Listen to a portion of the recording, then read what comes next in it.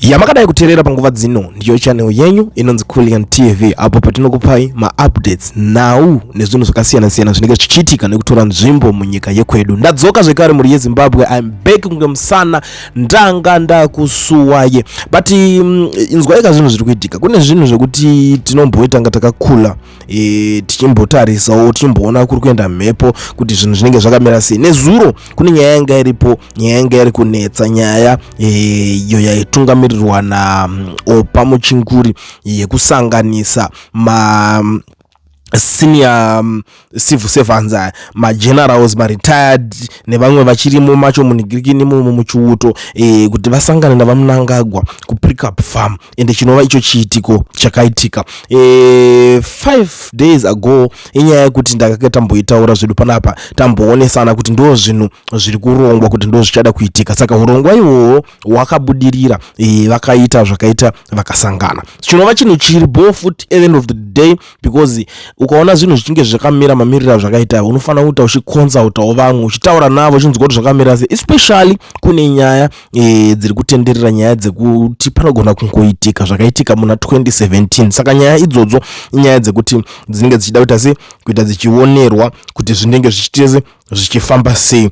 Apawo vari panyaya yecontroversial Cape 3 iripo iri kuitika, inova nyaya zvekare ichasimudza pamuromo kana kuti nyaya ichasimudza noise panyika yeZimbabwe ipapapa. Saka zvinhu izvozvo zvese izvozvo zvinhu zvekuti zvinenge zvichida kuti tinge tichiramba tichionesana kuti what exactly is going on zvichingoenda zvakadaro. But muri yeZimbabwe ndiri papo ndine nyaya imwe zvekare yandiri kuona panapa. Nyaya iyi ndaona kuti iyi iri very important kuti tinge tichitaura nezvayo zvakanyanyisa kuti vanhu vange vachiziva. Nezuro tingangoti 1 day ago, before nezuro, it was on Saturday. Yes, musi weSaturday vamunangagwa vakapa Chief Justice our retired Chief Justice Luke Malaba tingati chiko a package inova iyo yatakaona takati zvinhu izvi zvinoda kuti zvinge zvichitariswa kuti zviongororwe kuti ko munhu anogopowa zvinhu izvi pakuti kudii.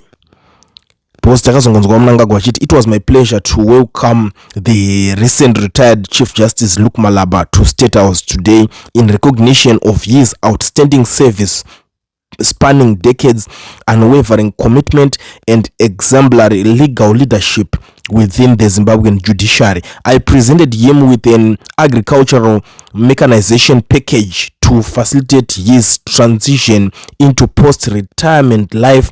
The package compromises a tractor and a Nissan UD truck, a boom sprayer and a planter. The facility to facilitate his agricultural pursuit. As he retires from the judiciary, I encourage him to leverage his vast expertise in the agricultural sector. Our land is a vital asset and productivity must persist at all levels. I applaud the retired Chief Justice Malaba for his dedication to the nation and wish him every success in his future agricultural ventures. Ndo zvinhu zviri panapa zvanga zviri kutaura namunangagwa. Saka nyaya ichiitiko chakaitika icho chichi hazvina kufadza maZimbabweans, because pakunzi ko imi makupa Malaba futi Malaba aitoita zvinhu zvake zvanga zviri controversial. If you still remember in 2018 pakaitwa ma-elections paya MDC Alliance versus ZANU-PF, anga na advocate Nelson Chamisa na President Emmerson Mnangagwa. Zvanga zvisina kumira zvakanaka, nyaya yakanoperera kumakoti kukogo Malaba ndobva azopa judgment yake. Saka tichiona zvinhu zvakadaro zvichinge zvaitika, inyaya yekuti vanhu vakambotaura nyaya dzacho zvikanzi Malaba wacho anotamba nevanhu veZANU-PF, anoonekwa anavo. Zvakangofanana nekuti uchida unotamba bhora neimwe team utoona scud yakutomwiwa na referee ne the other players. It's not right. So vandopanga kuti this is pure corruption sanitized as a donation, a pyramid scheme being run by a war president. Takakutadzirei nhai dambudzo kana chiripo taura kavanhu varipe hanzi aiwaka zvakuda kuti tiripe kana pane chimwe chatakaita se chatakatadzirana nemi, because apo pazvasvika apa hazvichavaraidzi azvichanakidze. A petty chief justice who choose to defy his professional code of practice to support a evil, brutal regime, he will go down in history as a coward who refuses to give justice and freedom to the suffering masses of Zimbabwe. Ngazviende. Yes, yakuenda zviri kuenda. I always tell you guys kuti mai manje vanenge vakuenda kunorima and it's something chekuti maakuzvionera mega kuti vakomana vacho ndonzira yacho yavatonanga.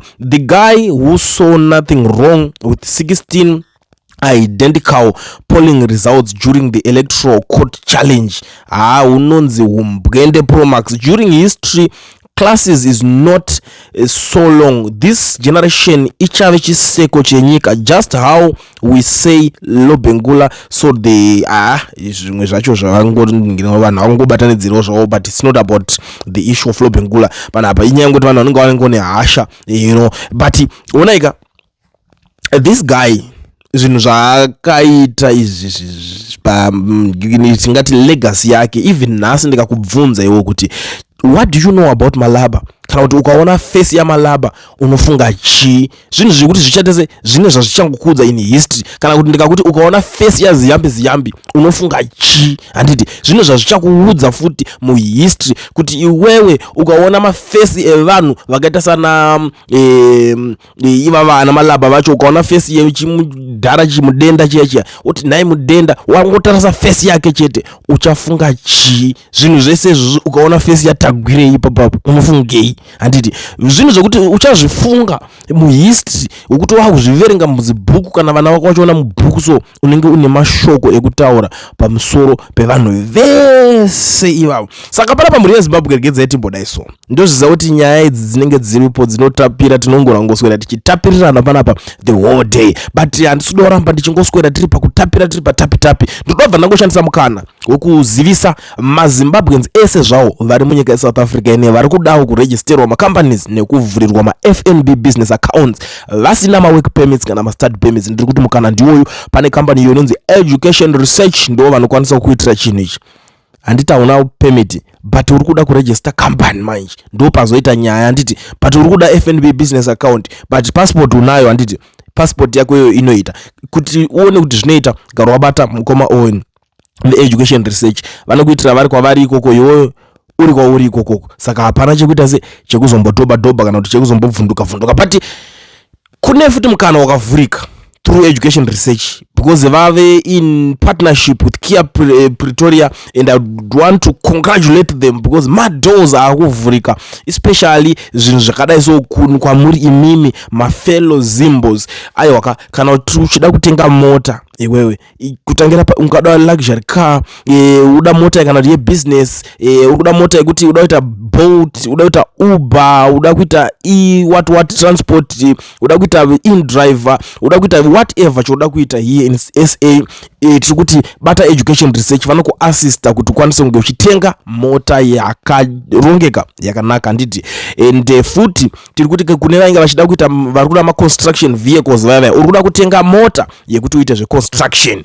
Aiwa gara wavabata veEducation Research. tiri kuti aiwazve hapana chekuswera uchinovharwa nevamwe vanhu uchinoita sei. imimi Education Research munoiziva kubva kudhara, vanhu vakaregisterwa macompanies vakawanda vamunoziva kubva kudhara. Saka nhasi tiri kuti mukana wavhurwa mumwe futi wokuti mukwanise kuita mota zvinu. Namba dzavo ndidzodzo, hapana chachinja. But nhasi regedzai timbodzosa shasha yakapromisa yakati 30 May adarike yanzi Mnangagwa anenge abva. I don't know kuti chii chakazomisa kuti zvinhu zvinge zvisvika ipapo kana kuti pane zvakaita se toda kunyatsoonzwa na Dr. D because I know kuti this is the time yamanga makamirira kubva kudhara.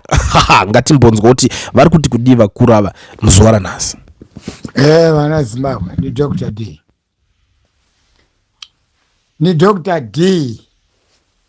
Zvipano pasi pemuti pamvuri nabata mucheka mutema mbuya nehanda. Ndakakutaurirai kudhara kuti Zimbabwe Mnangagwa ape munhu fanika keke iri musilver plate. Hauna chi mbumburi pfuti. Zvinoda kufara kuti musana vaoni ndizviite nemasoja angu. Zvanzi vadini kumbomira tinyatse kukwana nesu tiri muno mukati. Yezvoka Ndakuudza kudhara zvese zviri kuitika zvana Cable 3 wati kutamba nenguva varume.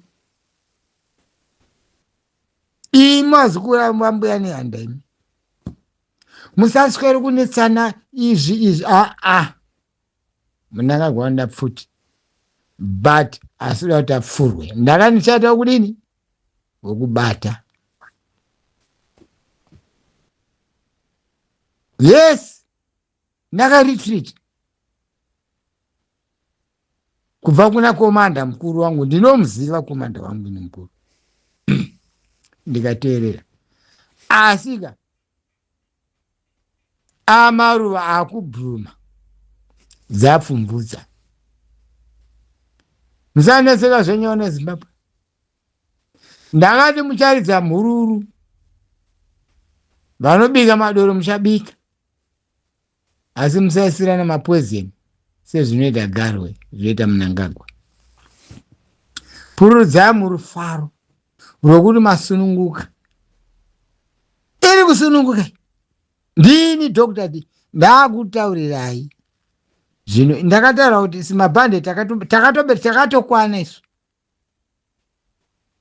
asi masoja angu achamirira kuchatendeka chigumwe changu ndokuchabva kwane champupuri tichabva nekumusoro kunana Mozambique kuku. Kubva bhande kwaMutarira champupuri kubva ikoko kwaMutare kunobuda bhuruwayo chinorasikira meno kana kuSouth Africa koko. Ndikutokuudzai ndini Dr. D ndati ndikudzei vana vazukuru vambuya nehanda haana dzenyu ngadzichedzikama. Nguva yedu yadini yakwana. Mukanzwa sana Dr. D takunzwa ngoma dzinorira dziri mumvura. Dzangoma dzavakuruka ngoma mvura champupuri mudenga angapa kwana ndiani. Ndikutaura ndiri muzukuru wambuya nehanda. Ndakati izvo pandiri ngavaya vandibati kusvika zvanaka vaonotasha mhanya sei vachacha sei. Nonguva yakwana vakandirasisa pana Satemai uya wandaitaurayo asi ndakada kuteerera chatochaitione. Ndazviona zveshokwadi vairevesa vati nyasai kusunga wakomana dzipikate. Ndakuti kwatatarisana nako kwakuna mbonaka.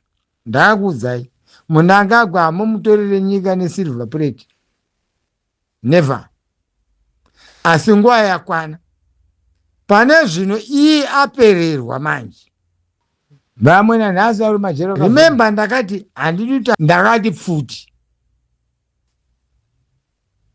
imakomana kumakorokozo chinongoti muri kuwana mari dzakawandisako. Aita usimbe hwekuchikorokoza ngaaende uko anondiutsvaga basa rekuami wopinda yopinda une chinangwa. Naso zvangu akwana muZimbabwe imomo vapinda vaine chinangwa. Hana basa nezvemajenerali majuniya iwaya ndo vanosunungura Zimbabwe. Hamudi kunzwa havatengeki. Hazi majenerali anotengeka. Havazi majenerali anotengeka.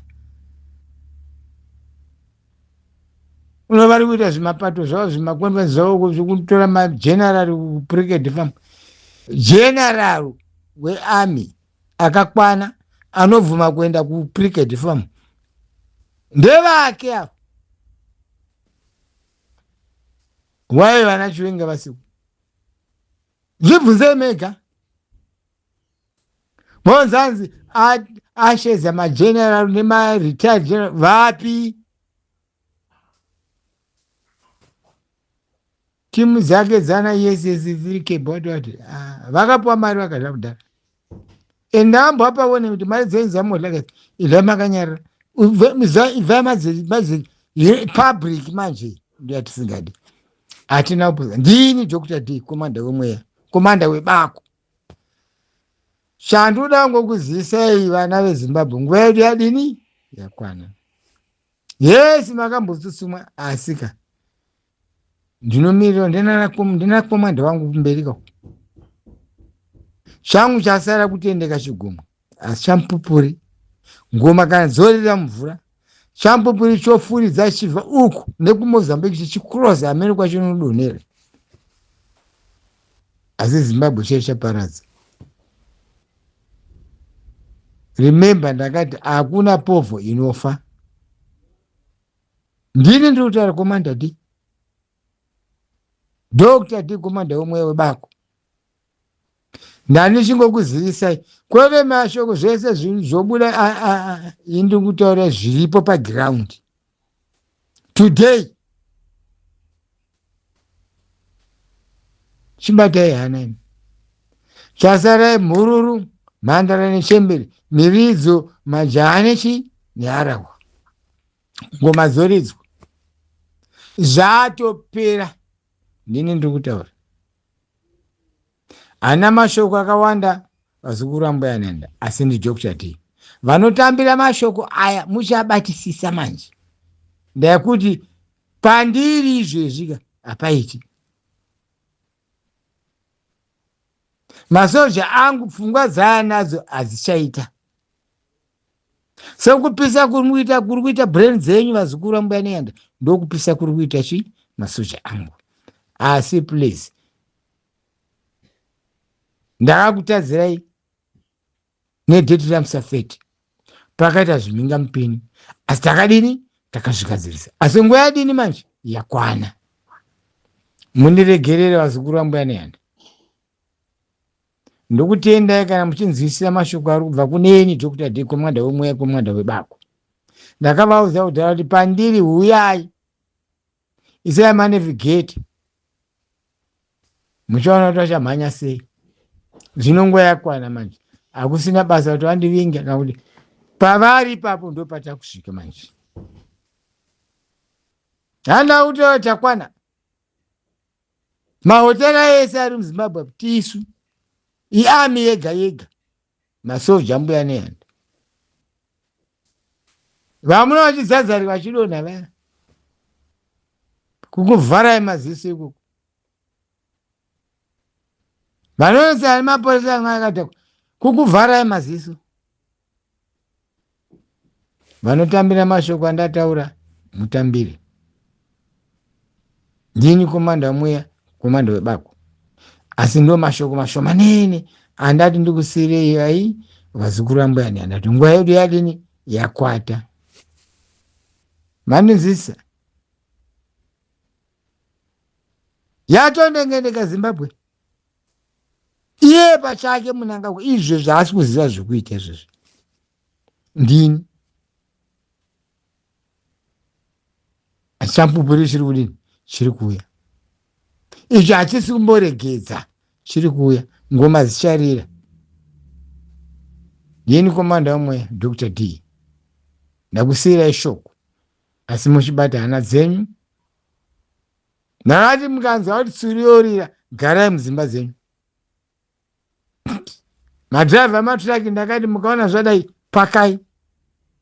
Ndakuti nguva yadini manje yakwana.